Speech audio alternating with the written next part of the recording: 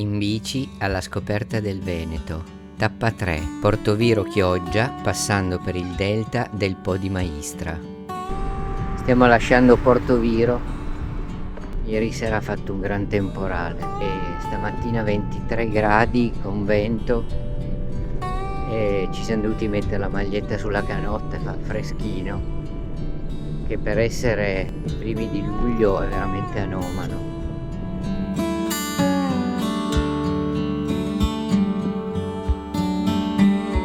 In breve ci troviamo a costeggiare il Po di Venezia con le sue zone lagunari.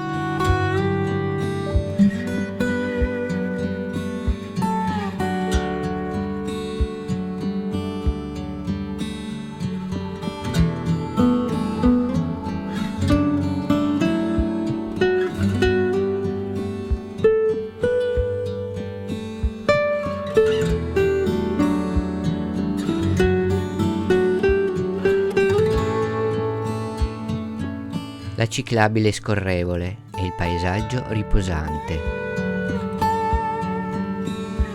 Nel percorso incontriamo un ponte di barche che non dobbiamo attraversare, ma che ammiriamo incuriositi. Di qui in poi la strada diventa sterrata e il paesaggio ancora più selvaggio. Percorriamo, a tratti, lingue di terre che separano il mare dalla laguna.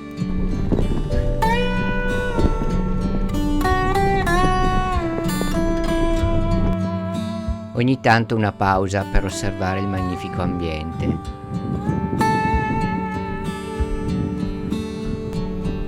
Purtroppo, in questa tappa e nelle successive 3 o 4 sono febbricitante e interessato da una leggera forma influenzale gastrointestinale, ma quando tutte le tappe sono programmate e gli alloggi prenotati, non resta che stringere i denti, e non solo quelli, e proseguire.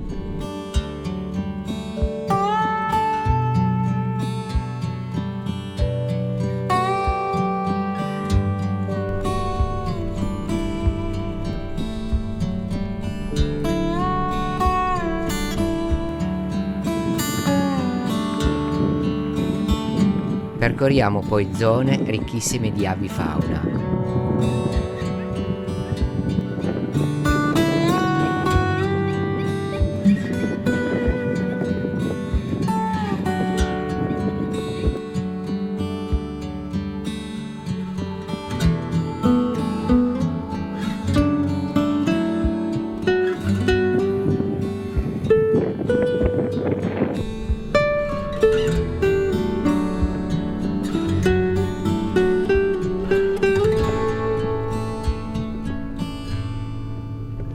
Giungiamo poi a Marina di Porto Levante.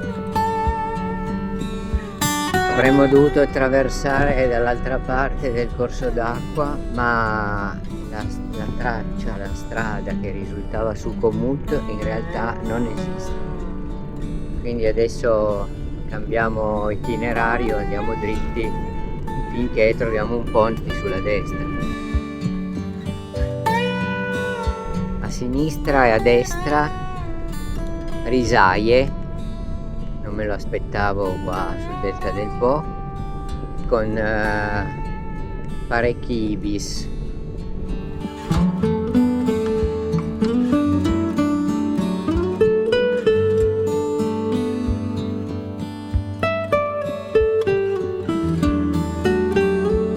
A metà pomeriggio imbocchiamo la statale che ci porterà a Chioggia. Entriamo quindi nella cittadina.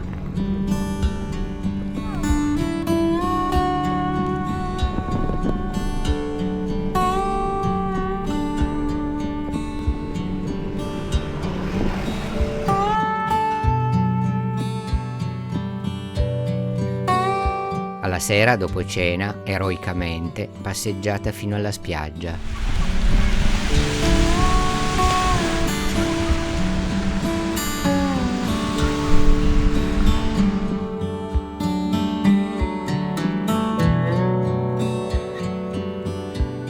Iscrivetevi al canale e se non le avete ancora viste, guardate le nostre precedenti avventure cicloturistiche.